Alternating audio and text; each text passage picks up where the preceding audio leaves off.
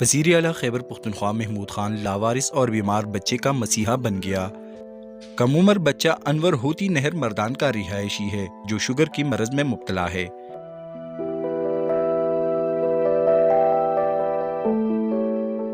وزیر اعلیٰ محمود خان نے بچے کو ادارہ زمنگ کور میں رکھنے اور بچے کا علاج سرکاری سطح پر کرنے کی ہدایت کی۔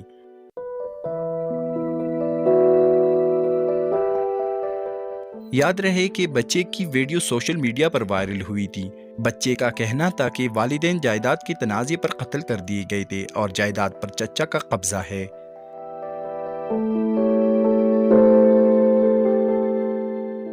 وزیر اعلیٰ محمود خان کا بچے کو جائیداد میں اس کا حق دلانے کے لیے متعلقہ حکام کو اقدامات اٹھانے کی ہدایت کی۔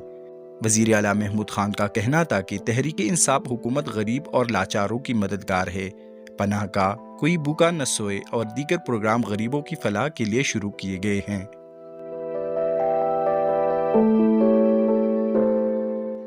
وقاص ہارون، sportstory.news